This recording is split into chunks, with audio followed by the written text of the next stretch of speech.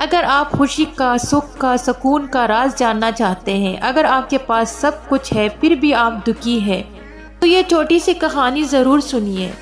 اسی گاؤں میں ایک سیٹ آدمی رہتا تھا۔ وہ بہت ہی امیر تھا۔ اس کا خزانہ بیش قیمتی زیورات سے بھرا ہوا تھا۔ میلوں تک پھیلی ہوئی اس کی زمینیں تھی۔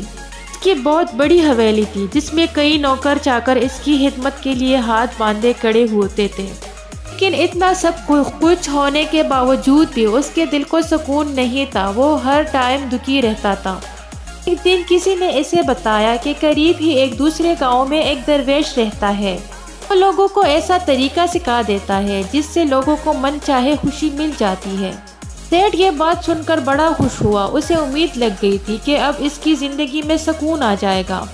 سفر طے کر کے اس درویش کے پاس چلا گیا۔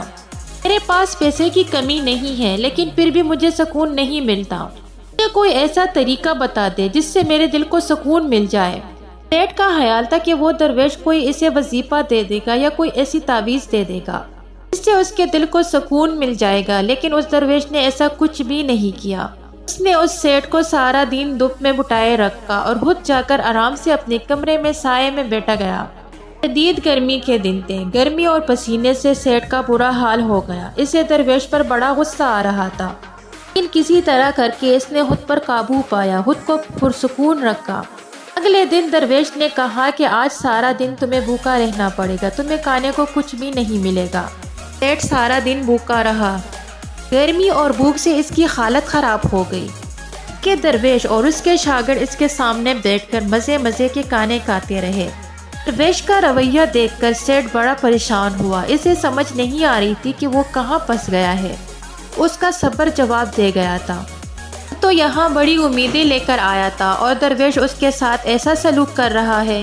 ساری رات سیٹھ یہ سوچ سوچ کر پریشان ہوتا رہا کہ اب وہ کیا کرے۔ ایک پل بھی وہ سو نہیں پایا۔ اگلے دن صبح سویرے اٹھ کر اس نے اپنا سامان سمیٹا اور واپسی کی تیاری شروع کر دی۔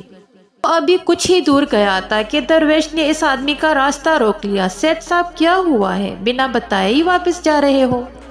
سیٹھ نے کہا میں تو یہاں بڑی امید لے کر آیا تھا، میں تو دل کا سکون ڈھونڈنے آیا تھا، لیکن یہاں آ کر تو مجھے ایسی مصیبتوں کا سامنا کرنا پڑ رہا ہے جو میں نے زندگی میں کبھی نہیں اٹھائی تھی۔ آپ نے تو مجھے میری پرابلم کا کوئی حل نہیں بتایا، اس لیے میں مایوس ہو کر جا رہا ہوں۔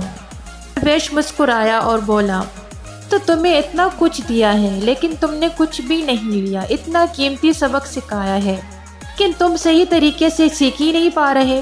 پہلے دن جب میں نے تمہیں دھوپ میں بٹھایا، خود چھاؤں میں بیٹھا رہا، تو میں نے تمہیں سکھانے کی کوشش کی کہ میرا چھاؤں تمہارا کسی کام کا نہیں آ سکتا۔ جب میری بات تمہاری سمجھ میں نہیں آئی تو دوسرا دن میں نے تمہیں بھوکا رکھا اور خود اچھی طرح پلیٹ بھر کے کھانا کھایا۔ اس سے میں نے تمہیں یہ بات سکھانی چاہیے کہ میرے کھانا کھانے سے تمہارا پیٹ نہیں بھرے گا، تمہارا پیٹ تبھی بھرے گا جب تم اپنے ہاتھوں سے کھانا کھاؤ گے۔ اسی طرح اگر تم سکون چاہتے ہو تو میری کوشش کرنے سے تمہیں سکون نہیں ملے گا۔ اس طرح تو نے اپنی دولت اپنی محنت سے کمائی ہے، اسی طرح اپنے دل کا سکون بھی تمہیں خود کوشش کر کے ہی کمانا پڑے گا۔